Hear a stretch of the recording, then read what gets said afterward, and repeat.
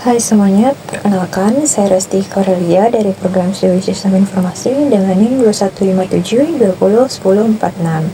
Kali ini, saya ingin mempresentasikan hasil proyek UAS yang bertemakan pemetaan tempat ibadah Kota Bekasi untuk mata kuliah Sistem Informasi Geografis. Baik, langsung saja kita mulai presentasinya. Dimulai dengan membuat database yang dikoneksikan dengan website yang kita buat. Kali ini saya membuat dengan nama DB tempat ibadah, di mana terdapat dua tabel, yaitu tabel admin dan tabel tempat ibadah. Untuk admin sendiri, kita memerlukan struktur ID, username, dan password. Kemudian untuk tempat ibadah, kita memerlukan struktur seperti ID, nama tempat, jenis, latitude, dan longitude. Ya, selanjutnya ini adalah halaman utama website yang saya buat. Terdapat SIG pemetaan tempat ibadah, di mana dikhususkan untuk wilayah Kota Bekasi dengan menu beranda, tentang kami, kalender, galeri, dan lokasi. Kita scroll ke bawah sedikit, terdapat fitur menarik seperti rute dan aksesibilitas untuk menentukan jalan ke tempat ibadah. Terdapat kalender keagamaan, dan juga terdapat sejarah tempat ibadah, di mana terdapat sejarah singkat tempat ibadah yang sudah terinput. Kita scroll ke atas sedikit, kita ke menu tentang kami. Ya, untuk menu tentang kami ini berisi penjelasan singkat tentang website yang saya buat, yaitu menyediakan informasi mengenai tempat ibadah yang ada di Kota Bekasi, mencakup masjid, gereja, pura, vihara, dan kelenteng. Selanjutnya kita ke menu kalender. Kalender ini bersifat real time, yaitu menyesuaikan server yang digunakan. Contohnya sekarang kita berada di tanggal 18 Januari tahun 2025, di mana di bulan Januari ini terdapat dua hari besar keagamaan, yaitu Tahun Baru Masehi dan Hari Raya Nyepi. Ya, selanjutnya kita ke bagian galeri, di mana berisi sejarah tempat ibadah yang ada di Kota Bekasi.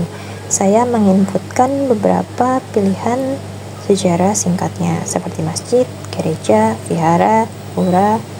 Misalnya kita ingin melihat gereja Batakaro Protestan GBKP Runggun Bekasi. Berikut adalah sejarah singkatnya. Tidak lupa di bagian bawahnya itu saya tambahkan lokasi GBKP Runggun Bekasi.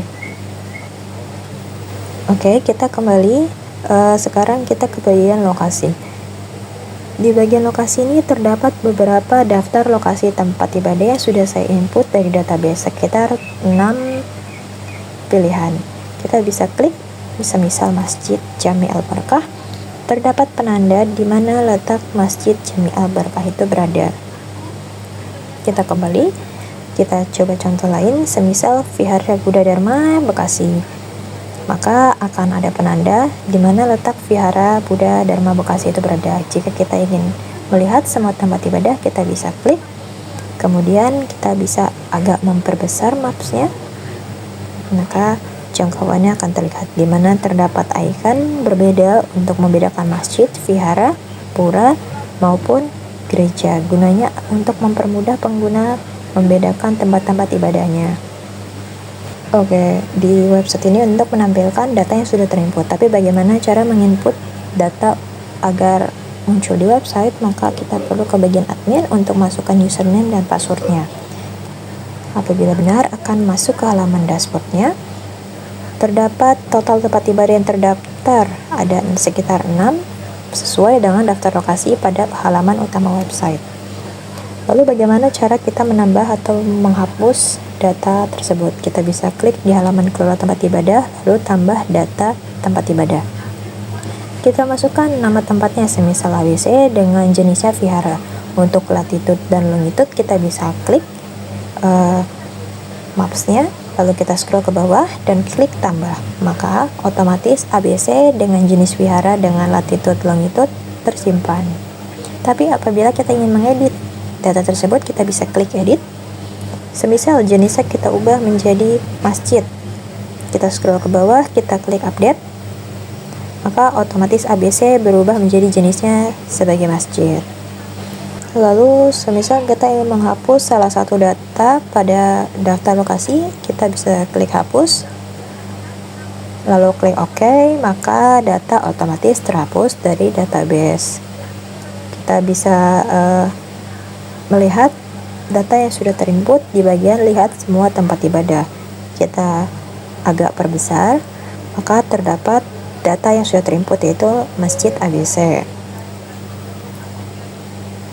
Lalu kita ke bagian jarak. Jarak ini menentukan jauh atau dekatnya pengguna atau user dengan tempat ibadah yang ingin dituju. Terdapat penanda dan tempat ibadah yang sudah terinput di database. Ya, kita bisa scroll sedikit ke bawah, terdapat tabel jarak lokasi berisi nama tempat, latitude, longitude, dan jarak tempat ibadahnya. Ya, mungkin itu saja presentasi saya hari ini. Kurang lebihnya mohon maaf. Terima kasih.